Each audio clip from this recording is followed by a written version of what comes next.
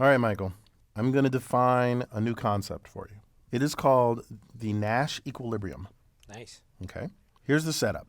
You have n players. So we move beyond simply two players. You have n players. And each player has strategies it can choose from. So here I'm referring to them as S1. These are all the strategies for player 1. S2 are all the strategies for player 2. Up to Sn, all the players for strategy n. Got it? Yep. Okay, so each of these are a set.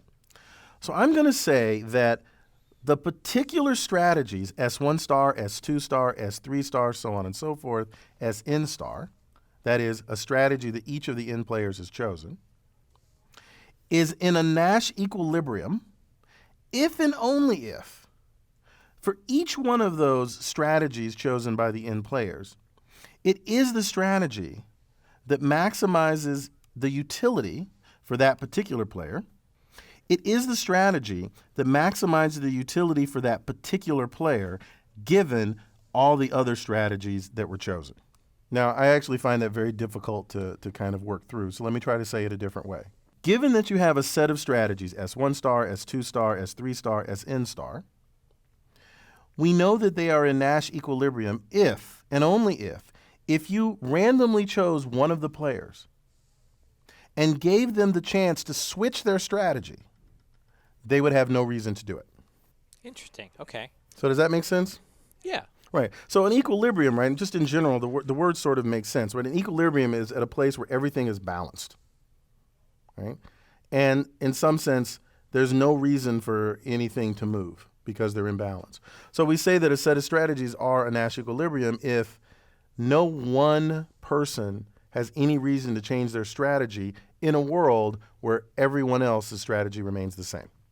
Then you're in equilibrium, and in particular, you're in a Nash equilibrium. Nash equilibrium. Okay, good. Do you know who Nash is? Ogden Nash was a poet. Not that Nash. I think there was a TV series with a Nash in it. Yes, there was. But you're thinking of John Nash, That's right. the Nobel Prize winning person who's featured in the movie A Beautiful Mind. Yep. That's exactly right. And it was, in fact, a beautiful equilibrium. Okay, so there's the notion of a Nash equilibrium. It was invented by John Nash, if you believe the movie, in order to pick up women. Which I've never seen this movie. Oh, really? Oh, I watched it, and it was surprising how unhelpful it was in explaining what a Nash equilibrium was. I'm not surprised. I hope this is helpful, though. So it really is a kind of difficult concept to completely wrap your mind around. But what it really boils down to is, listen, if we all picked a bunch of strategies, and we knew that one other person, one of us, we don't know who beforehand, but we know that one of us would have the opportunity to change their strategy after they see what everyone else's strategy is. We'd be in a Nash equilibrium only if that person, whoever that person is, has no reason to change their strategy. Gotcha. So specifically, you made a distinction between strategies that were pure and strategies that were mixed. Right. And I guess I don't see in this case which kind we're talking about. Right. So in this particular case, we're talking about pure strategies. However, exactly this wording works with mixed strategies. Oh, I see. So you can have a pure Nash equilibrium or a mixed Nash equilibrium. Right. And so you could, each one of these, instead of choosing a particular strategy and saying they're Nash equilibrium, you could talk about a probability distribution over each of these sets of strategies and say those are in Nash equilibrium if no one would want to change their probability distribution. Got it. So this works for both pure and mixed. All right, so you think you understand this?